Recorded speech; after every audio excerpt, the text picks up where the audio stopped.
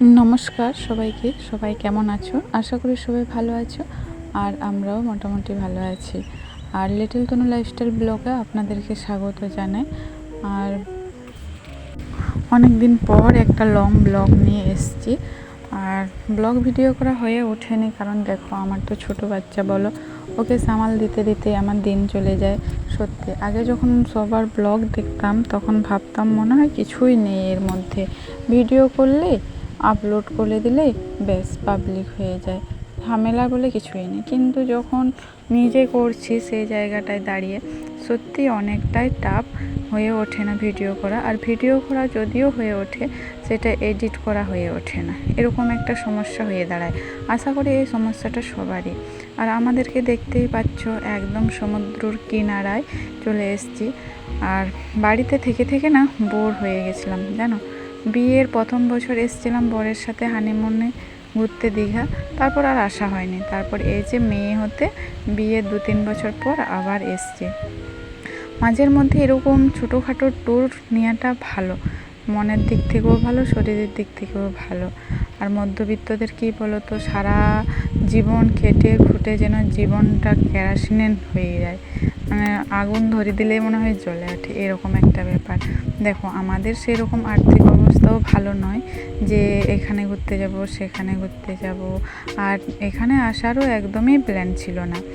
পিঙ্কি, আমার একটা বান্ধবী আছে পিঙ্কি বলে, তো আমরা প্রথম থেকে ধুরবাবু ছোটো থেকে একসাথে পড়েছি, তো সেই হিসাবে পরিচিত। আর তারও বিয়ে হয়েছে, আমারও বিয়ে হয়েছে, তারও একটা মেয়ে হয়েছে, আমারও একটা মেয়ে হয়েছে। তো আমার যেখানে বিয়ে হয়েছে সেখানে পিঙ্কির বাপের বাড়ি, পিঙ্কি এলে আমাদের বাড়িতে আসে, কিন্তু ওর যে বিয়ে হয়েছে একবারও যাওয়া হয়নি। তো ওরা থাকে শিলিগুড়িতে, তার বর কাজের সূত্রে, তো তারা এবারে আসছে। তো বললো যে তাহলে আমার শ্বশুর বাড়ি তো দেখিস নি, তোরা আয়, আমার বাড়িটাও ঘোরা হবে আর নিজেরাও একটু ঘুরে যাবি।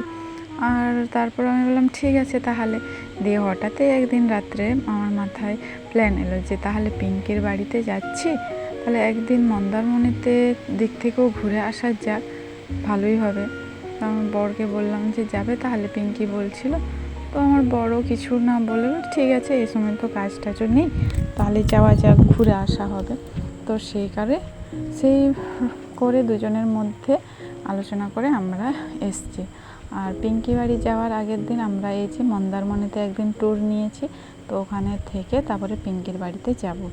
আর এখানে এসে দেখছি প্রচণ্ড রৌদ্র, ভাবলাম হয়তো সমুদ্রের দিকে ঘুরতে যাচ্ছি, ওদিকে অতটা রৌদ্র নেই মনে হয়, কিন্তু এসে দেখছি না, বেশ ভালোই রৌদ্র, তবে মানুষজনেরও সমাগম বেশ ভালোই। ভেবেছিলাম হয়তো এত রোদ গরমে কেউ যাবেও না, মানুষজন হয়তো ভিড়ভাট্টাটা হবে না, কিন্তু না, বিকেল টাইমটা আর সকাল টাইমটা বেশ ভালোই লোক জমে। কেন কি বলো তো, শীতকালে বেশি পর্যটকরা যায়, কারণ শীতে সবাই মানে শীতকালে একটা মানে কী বলবো, ট্যুরে যাওয়ার একটা কীরকম আভাস যেন থাকে, যে শীত পড়েছে মানে এখানে যাব ঘুরতে, সেখানে যাব, তো সেই কারণে মানুষজনও বেশি ঘুরতে আসে। আর এত রোদ গরমে না এতটা ভিড় ছিল না যদিও বা। আর বেশিরভাগ যারা ছোটোখাটো ছুটিতে থাকে তারাই আসে হয়তো। আর যেরকম আমরা গেছিলাম ছোটোখাটো মধ্যবিত্ত মানুষ, ছোটোখাটো ছুটিতে, তো গিয়ে ঘুরে চলে এলাম, এই আর কি। আর এখানে এসে দেখছি তনুসোনা আর তনুসোনার পাপা সব থেকে ভীষণ খুশি। আমি সমুদ্রতে স্নান করিনি, ওরা দুজনে স্নান করেছে, কারণ আমার ভয় লাগছিল যে এমনিতে এত রৌদ্র, তার উপরে সমুদ্র নোনা জলে যদি স্নান করি মানে শরীরে অ্যালার্জি হয়তো বেরিয়ে যেতে পারে। তো এই জন্য আমি আর ভয়ের জ্বালায় এরকম সমুদ্রর ধারে পাশকে নামিনি। আর তনুসোনার পাপাই স্নান করেছে, আমি শুধু ওদেরকে একটু ক্যামেরাবন্দি করে রেখেছিলাম, যাতে যেহেতু তনুসোনা আমাদের সাথে প্রথম ট্যুর, কোথাও ওকে নিয়ে কোথাও ঘুরতে যাওয়া হয়নি, ফার্স্ট একদম, তো এটা একটা মনে রাখার মতন, তাই কিনা বলো। আর আমি চাই তনুসোনাকে এরকম ছোটোখাটো কোথাও ঘুরতে নিয়ে গেলে ওরও ভালো লাগবে, বাইরের পরিবেশ দেখতে, আর নিজেরও ভালো লাগে। কেন বলো তো, একঘেয়েমে বাড়িতে বসে বসে না আর ভালো লাগে না, কোথাও যদি একটু ঘুরতে যাই, কিংবা কী বলে ওটাকে, বাড়িতে থাকলেও কোথাও পার্ক টার্কের দিকে ঘুরে আসলে সপ্তাহে কিংবা মাসে একটু ভালো লাগে, কিন্তু হয়ে ওঠে না বন্ধুরা, কারণ কি বলো তো, আমাদের তো সেরকম ইনকাম নেই।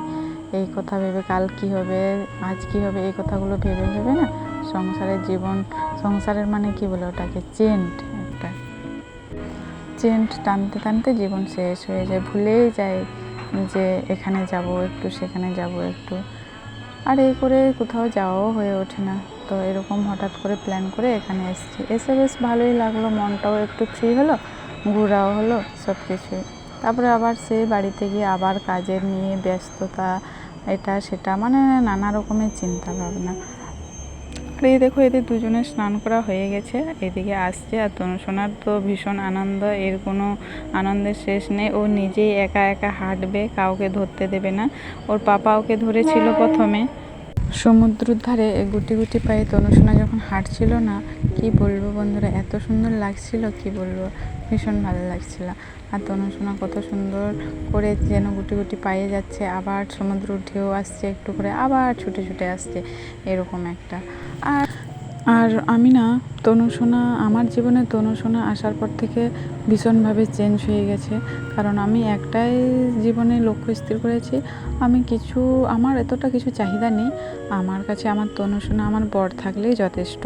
কারণ কি বলো তো, আমাদের যে কিছু নেই না, কিছু থাকবে না সেটা নয়, সবই আছে বন্ধুরা। কিন্তু কি বলো তো, সবাই না যে যার স্বার্থের অনুযায়ী যে যার সেতার করে নিয়েছে, নিজের ওই মানে জোর করে, যেটাকে বলে জোর করে নিয়েছে। তারপরে নিজেদেরকে আর পাত্তা দেয় না, নিজের আত্মীয় লোকেদেরই। হয়তো এই ভিডিও দেখলে এই কথাটা শুনে অনেকেরই মনোভাব আসতে পারে, আসুক, আমার তাতে ক্ষতি নেই। কিন্তু অনেকে নিজেরা নিজেদের মতন করে স্বার্থ অনুযায়ী নিজেদের সব কিছু মানে নিয়ে আমাদেরকে একা করে দিয়েছে। আমাদেরকে মানে বলা হয় না যে ছুঁড়ে ফেলে দেওয়া, সেরকম আমাদেরকে ছুঁড়ে ফেলে দিয়েছে। কিন্তু কি করবো বলো, যতদিন বাঁচবো, যতদিন ভগবান আমাদেরকে বেঁচে থাকার অধিকার দিয়েছে, ততদিন তো আমাদেরকে বাঁচতেই হবে বলো। সে হেসে হোক আর মানে কেঁদে হোক। তো আমি চাই যে হেসেই বাঁচবো, যতদিন বাঁচবো, আর যেটুকু আছে আমার সেটুকু নিয়ে আমার সন্তুষ্ট, আমি বেশি কিছু চাই না। আর এই দেখো, তনুসোনা টান করে নিয়ে একদম রেস্ট, ঘুম দিচ্ছে। তনুসোনা ঘুম থেকে উঠলে আমরা বিকেলে মার্কেটের দিকে যাব। আর আমাদের ভিডিওটা কেমন লাগছে অবশ্যই তোমরা জানাও। আর প্লিজ বন্ধুরা, একটু পাশে থেকো, চ্যানেলটাকে সাবস্ক্রাইব করো।